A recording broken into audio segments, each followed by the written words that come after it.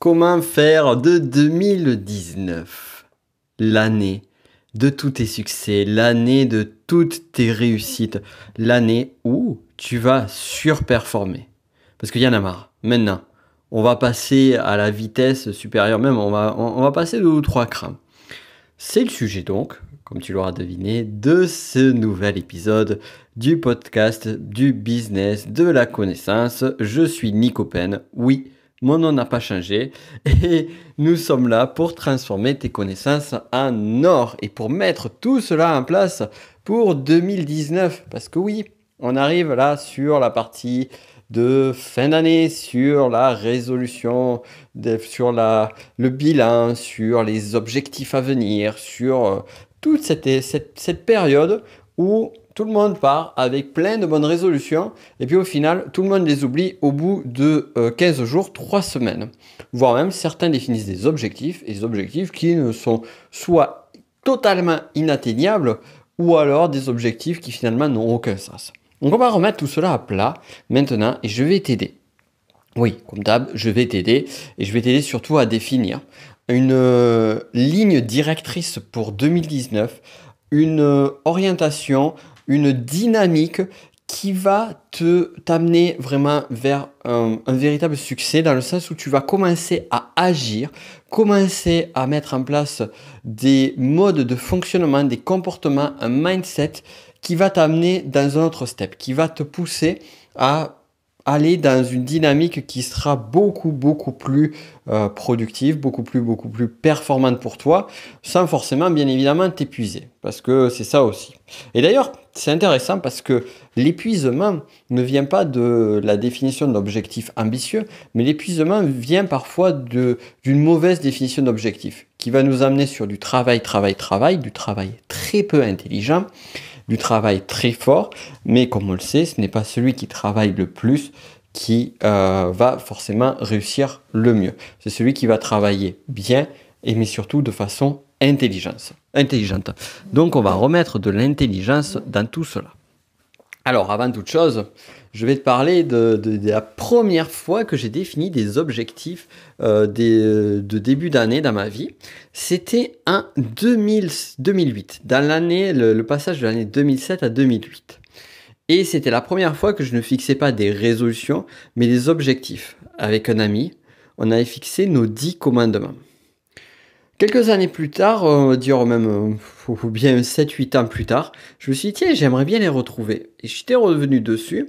Et déjà, il y avait des choses qui n'allaient pas. Et je le savais, mais celle que je n'avais pas constatée, c'est la précision de ces objectifs. Ils étaient trop vagues, trop flous, ils n'étaient pas mesurables. De même, j'avais défini donc 10 commandements, 10 objectifs pour l'année 2008. Et 10, c'est beaucoup trop. Imagine une année, 12 mois. 12 mois, qu'est-ce que tu vas faire? Tu vas te focaliser un mois sur chaque objectif et puis à la limite te reposer l'été. C'est juste ingérable. Donc déjà, on va jeter ça à la poubelle. Mais ce qui est bien, au travers de cette petite histoire, c'est qu'au fur et à mesure des années, j'ai continué à définir des objectifs. Des objectifs professionnels, des objectifs personnels. Et progressivement, j'ai pu affiner. Parfois, j'en définissais trop, parfois, j'en définissais pas assez, parfois, certains étaient incohérents, parfois, certains étaient totalement décorrélés de la réalité. Et là, l'année dernière, je suis vraiment arrivé à un état qui m'a amené à un bel accomplissement sur mes objectifs que j'avais fixés en 2018. C'est vraiment la première fois, je crois, de toute ma vie, sur l'année 2018, où j'arrive à réaliser autant de choses à la fois. Où j'arrive à toucher le but de chacun de mes objectifs. Je te donne un exemple. Je m'étais défini notamment de m'attaquer à la partie investissement. C'était le grand mot pour moi pour 2018, l'investissement. Donc, l'investissement devait commencer sur l'immobilier avec nos bureaux. Donc, tu connais nos bureaux, notre espace de formation, donc premier investissement immobilier. Donc celui-là, c'était déjà une extension. On avait commencé les démarches fin 2017, donc on a prolongé en 2018 et ça s'est finalisé. On a pu rentrer dans les bureaux, ouvrir les bureaux et la salle de formation le 1er août 2018. Et aussi, après, j'ai enchaîné, j'avais marqué au début de l'année 2018, j'avais marqué aussi investissement dans l'achat de parking, chose qui est fait puisque j'ai signé c'était au mois de novembre. De là, j'avais marqué, et en plus c'était marrant, c'est une grande conviction, investissement financier hors crypto-monnaie, parce que je m'étais un petit peu intéressé l'année dernière, même plus qu'un peu aux crypto-monnaies. Donc je me suis dit, il faut que j'arrive à diversifier, et ça aussi, ça a été rempli. Du côté professionnel, j'avais défini aussi de finaliser finaliser mon tunnel de vente en entier sur la partie connaissance de soi, qui aujourd'hui est donc mon premier des 2 tunnels de vente actifs à ce jour. J'ai jeté tout ce que j'avais créé jusqu'alors. Et j'avais marqué mois d'octobre pour le second tunnel de vente qui était sur la dynamique sur laquelle tu es en train d'écouter ce podcast, qui est le business de la connaissance. Et bien là, bonheur, c'est même pas au mois d'octobre que j'ai activé cet objectif-là, mais plutôt au mois de fin août, début septembre. Ce qui est juste énorme pour moi. Arriver à faire quelque chose, me fixer un objectif et arriver à l'atteindre avant la date butoir, c'est juste royal. Bon, bien évidemment, on va pondérer aussi, il y a des endroits où je me suis un petit peu, voire beaucoup planté. Mais ça aussi, ça fait partie du jeu. Qu'est-ce que tu peux retirer de tout cela? Comment est-ce que tout cela ça va t'aider? Eh bien, c'est très simple. Différentes choses. Déjà, prendre en considération que lorsque tu vas définir tes objectifs début d'année, il y en a certains qui vont se réaliser, d'autres qui ne vont pas se réaliser. Ça semble trivial, mais encore faut-il être lucide sur ça. L'idée, c'est de pouvoir maximiser le succès sur tes définitions d'objectifs de l'année. Et pour cela, il y a différentes choses. Il y a aussi une autre notion, et celle-là, c'est celle qui va donner de la force, c'est comment donner de la puissance, comment donner une motivation et un sens très fort sur tes objectifs. Donc la plupart des méthodologies, la plupart des techniques de définition d'objectifs que tu vas trouver ça et là, sont faites pour de la performance, purement et simplement. Faut pas chercher plus loin.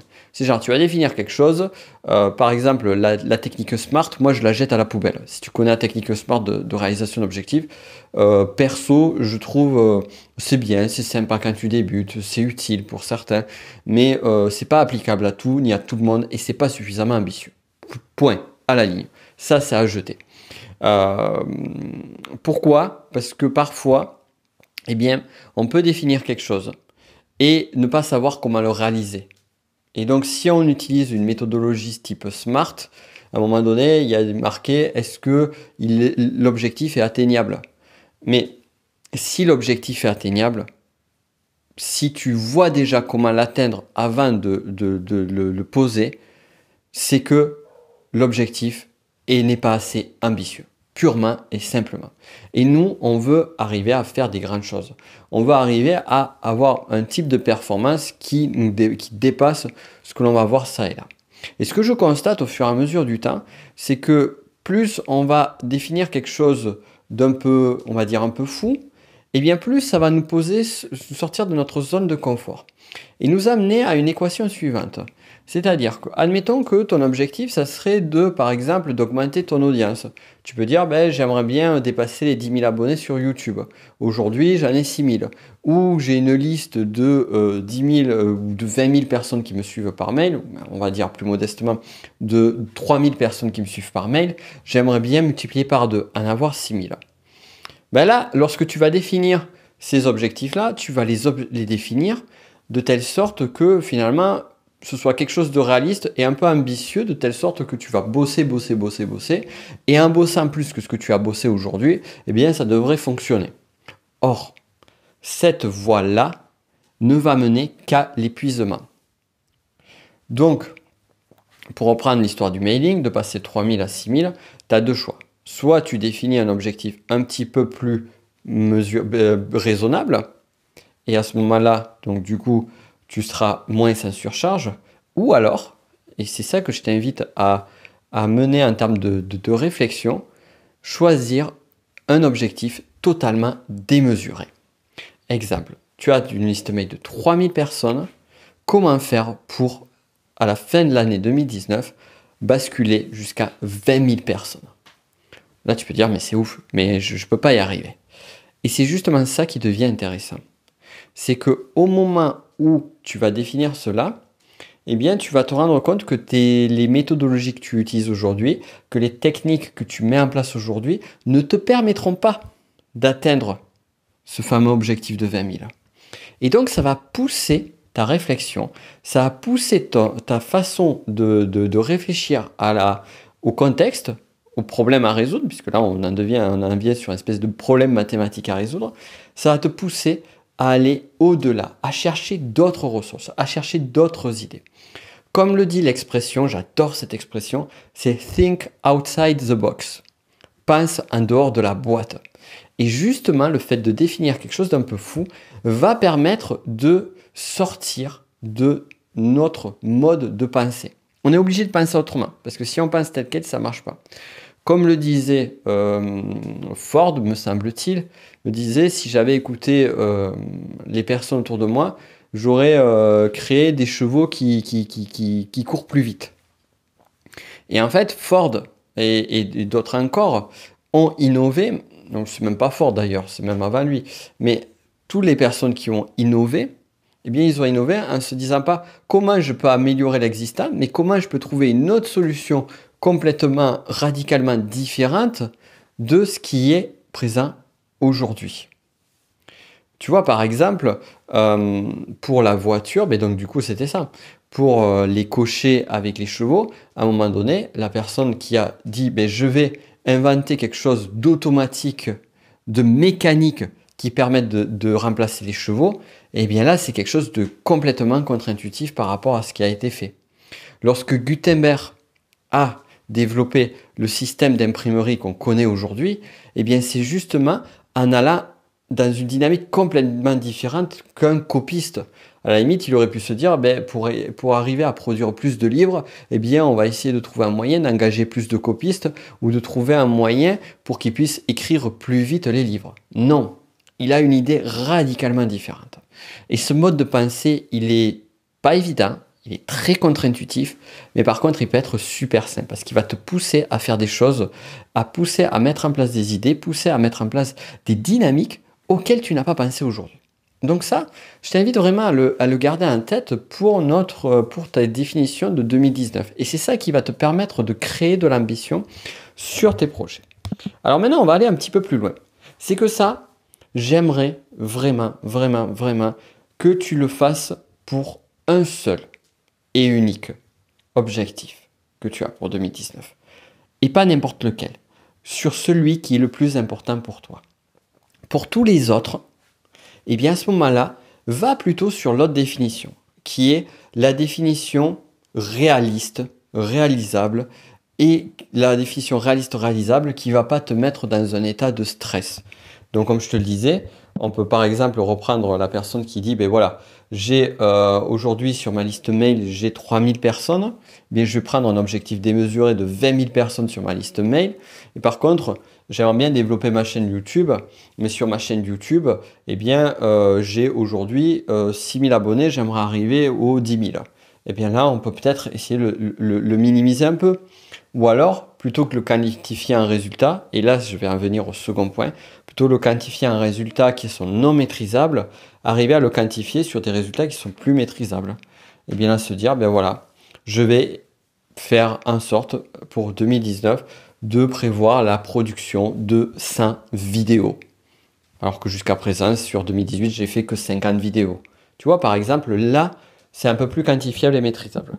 Donc le second point, c'est d'arriver à définir un objectif qui dépende au maximum de toi, qui ne dépende pas de facteurs extérieurs. Donc c'est pour ça que pour le mailing, c'est l'objectif, il peut être à redéfinir derrière. Mais si tu fais un objectif qui dépend trop de facteurs extérieurs, comme par exemple définir, doubler, tripler le chiffre d'affaires, ça dépend de beaucoup de facteurs. Ça dépend de toi, mais ça dépend d'autres facteurs extérieurs. Donc c'est un peu plus difficile à quantifier, c'est un peu plus difficile à mettre en place. Tu peux le faire quand même. Tu peux le faire quand même. Moi, ce que je t'invite plutôt à faire, c'est définir des objectifs qui soient donc quantifiables, qui soient clairs, qui soient dépendants de toi et qui soient les plus tangibles possibles. je te parlais sur 2018. Sur 2018, je t'avais dit, bon voilà, investissement. J'avais l'objectif pour 2018 de faire 2 investissements immobiliers. Donc, investissement 1, j'avais marqué les bureaux. Et investissement 2, les parkings. Donc, acheter des parkings. Et pas un parking, j'avais marqué acheter des parkings. J'aurais même pu le quantifier encore plus en disant acheter 4 ou 5 ou 3 ou 2, peu importe, mais quantifier encore plus. Donc cette précision-là et cette dynamique-là fait que ça dépend de moi. Tu vois, acheter des bureaux, c'est clair, je dois acheter un bien immobilier qui va permettre de faire le bureau et la salle de formation.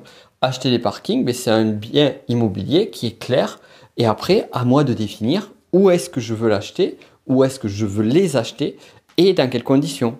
Et lorsque je me suis posé sur ce sujet-là, par exemple, donc milieu 2018, je me suis dit, mais où est-ce que j'achète? Est-ce que j'achète du côté de chez moi, à Toulouse, ou est-ce que je vais voir un petit peu plus loin, sur d'autres villes, comme peut-être Carcassonne, peut-être Montpellier ou autre? Donc je me suis vraiment posé ces questions-là, ces questions de l'endroit. Et puis après, sur la quantité, j'ai vu en fonction des offres et des annonces rapidement ce qu'il en était. Voilà. Et là, donc, on en vient sur toute cette dynamique de choix d'objectifs. Maintenant qu'on a un petit peu dégrossi comment tu vas définir l'objectif, on va aller un petit peu plus loin. On va aller un petit peu plus loin et on va aller plutôt sur le sens. C'est-à-dire, qu'est-ce qui fait du sens pour toi? Et en fait, c'est marrant parce que ce que je suis en train de te donner là à la fin est plutôt ce que tu devrais faire au tout début de ta réflexion. Donc, ta réflexion, quelle va-t-elle être? Eh bien, elle va commencer par un point simple. Te poser. Te poser, oui. Te poser. Prendre du temps et surtout prendre du temps vraiment dans un moment où tu es au calme, où tu ne travailles pas depuis un moment, où tu as pu faire un break sur le travail. Tu te poses. Et là, en te posant, tu peux faire un bilan sur l'année qui s'est écoulée. Ça, c'est toujours sympa, c'est toujours utile.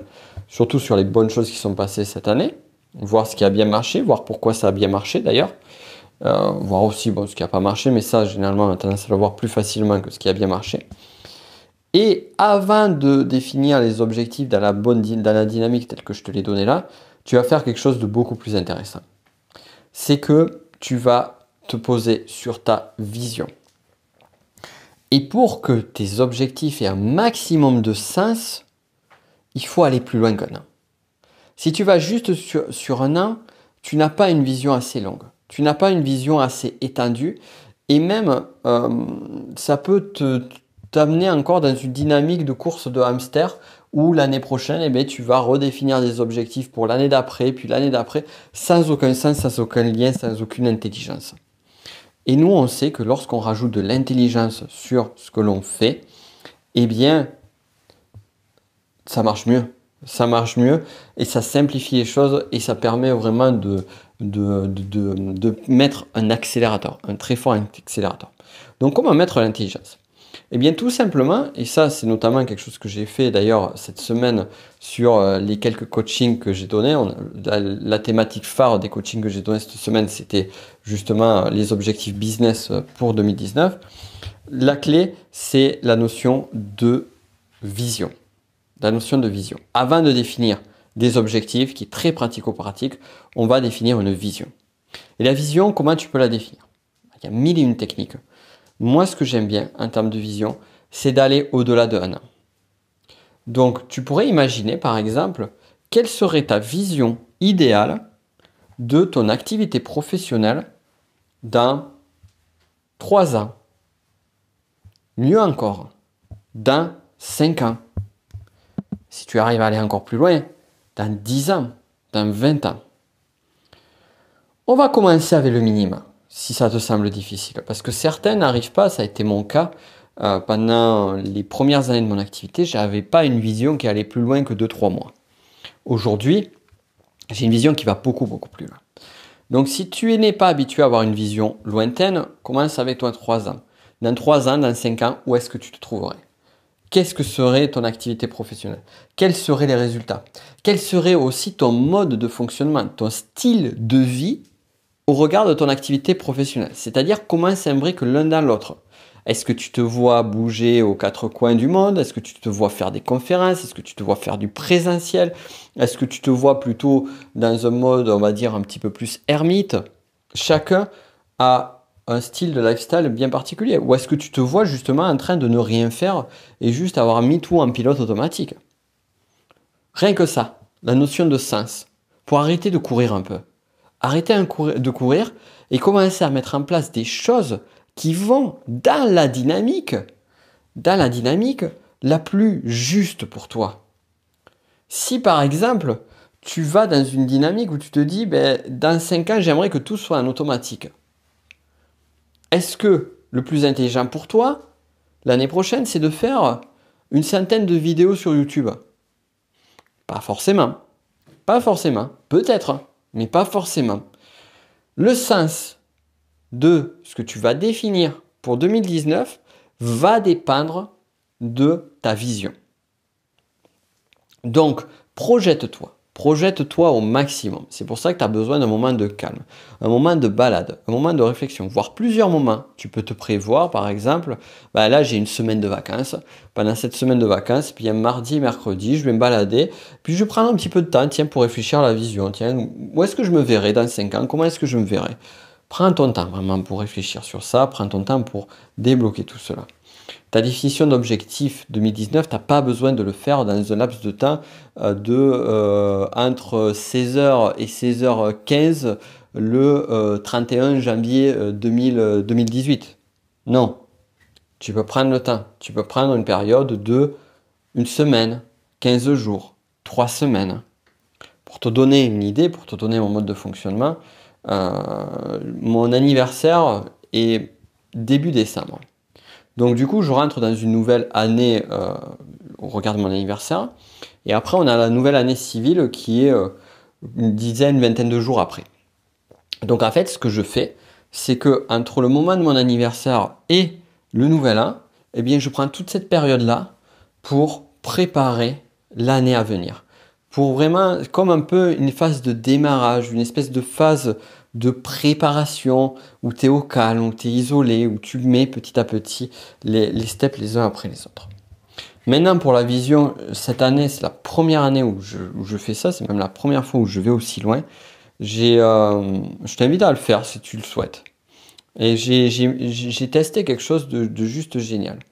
Je voulais aller vraiment au plus loin que je peux aller. Alors tu vas rigoler parce que j'ai pas fait une vision à 5 ans, encore moins à 3 ans. J'ai pas fait une vision à 10 ans non plus.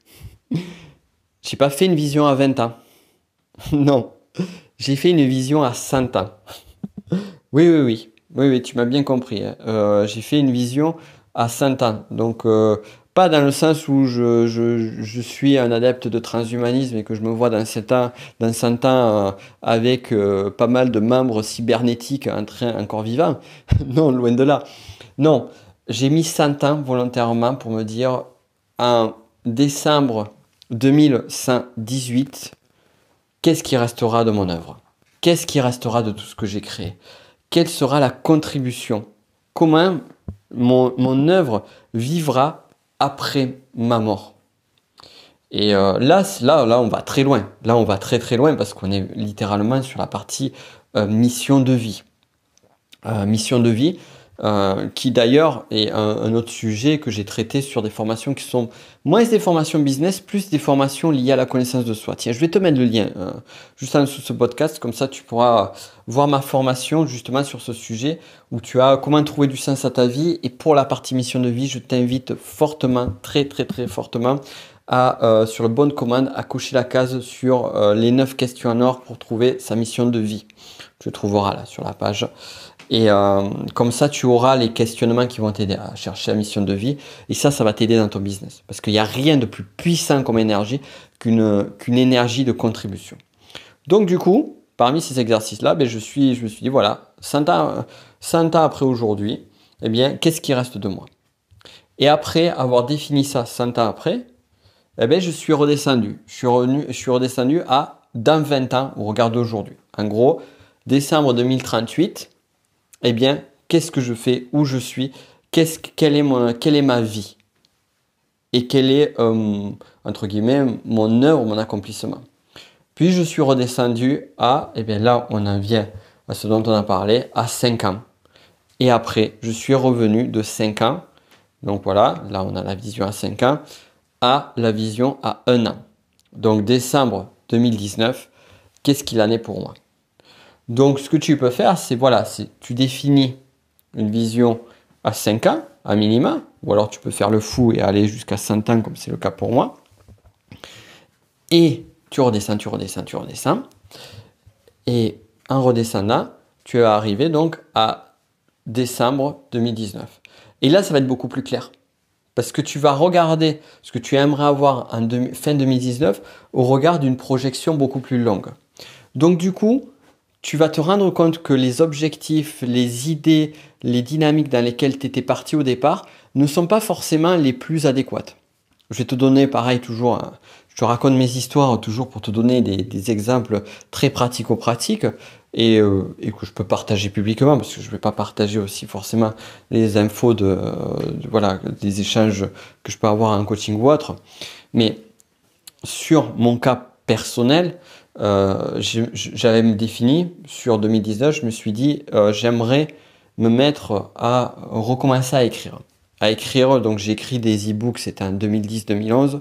J'ai plus écrit un seul e-book depuis. Et là, j'aimerais vraiment écrire un vrai livre papier. Un vrai livre et un livre, enfin pas qu'un e-book n'est pas un vrai livre, mais tu m'as compris quoi sur l'idée.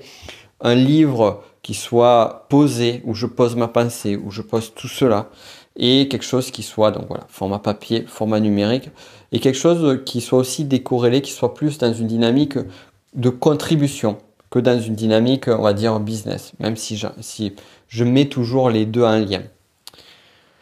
Donc j'avais défini cet objectif-là, et en fait je me rends compte qu'il est beaucoup plus important au regard de ma vision que ce que je croyais. Donc ce qui va se passer en 2019, c'est que cette écriture de livre va prendre le pas et va être un de mes projets prioritaires. Pour que ce projet devienne prioritaire, au regard du sens qu'il y a derrière, il faut que je mette d'autres choses en place autour. Donc, les autres projets, les autres dynamiques, les autres travaux que je vais faire vont s'incrémenter, vont se définir également au regard du sens et de l'importance de cet objectif-là. Voilà, et donc ça c'est intéressant, parce que finalement, la vision va amener une autre définition. Une autre définition des objectifs que tu veux avoir, que tu veux créer. Et après, dernier point, une fois donc que tu as la vision en fin 2019, tu définis quelques objectifs au regard de tous les conseils que je t'ai donnés au début de ce podcast.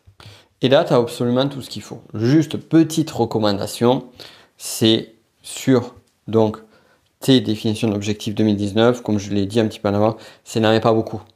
Sur la partie business, limite-toi au maximum. L'idéal, moi vraiment pour moi, j'y crois à fond. L'idéal, mais c'est pas forcément le plus facile à mettre en place. Je crois difficilement que je vais pouvoir y arriver, tu vois, moi-même, pour être très honnête avec toi sur 2019. Mais l'idéal, ça serait d'avoir qu'un seul et unique objectif. Comme ça, tu fais pur focus sur cet objectif-là, il n'y a que ça qui compte et tu mets toute ton énergie, toutes tes dynamiques, tout ton travail pour réaliser ce seul et unique objectif. Le laser qui se focalise que sur un point ultra précis. Donc l'idéal, tu as compris, c'est un objectif. Si tu peux pas faire un, essaye d'aller 2, 3 objectifs. Dès que tu commences à basculer sur 4 ou plus, là c'est le meilleur moyen de te disperser et de faire en sorte de ne pas avoir des résultats, on va dire, ultra conséquents sur ton activité. Donc voilà, je pense que je t'ai donné pas mal de choses. Bon, je pourrais en parler encore là, tu vois, ça fait 29 minutes d'enregistrement. Je pourrais encore t'en parler pendant 1 heure ou 2 ou une demi-journée.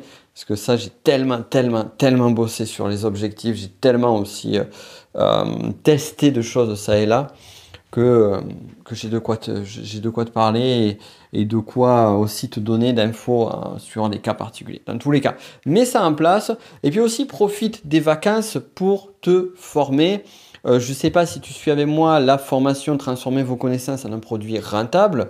Si tu l'as prise, eh bien, prends le temps de la voir, voire de la revoir pour vraiment te refaire un point sur cette formation-là, pour vraiment être au clair, pour que ce soit concret, pour que ce soit hyper précis, pour que tu aies une bonne vision de comment mettre en place la bonne stratégie pour créer des formations qui se vendent, pour les créer de 1, pour mettre en place tout le contenu et puis après pour la vendre bien.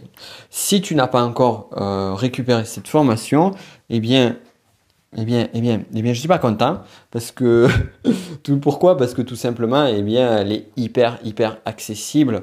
Donc, regarde, tu as le lien juste en dessous, c'est le premier lien. Ben, maintenant, donc voilà, maintenant que le podcast est fini, le premier lien, ce sera celui-là. Le second lien, ce sera pour la partie de la petite formation sur les missions de vie. C'est les deux formations les plus accessibles. Et pour la petite parenthèse, je te parlais dans ce podcast de mes 2 tunnels de vente qui sont le tunnel de vente lié à et scénarisation. Le premier lié à la connaissance de soi et le second qui est lié au business de la connaissance, donc celui pour lequel tu suis ce podcast.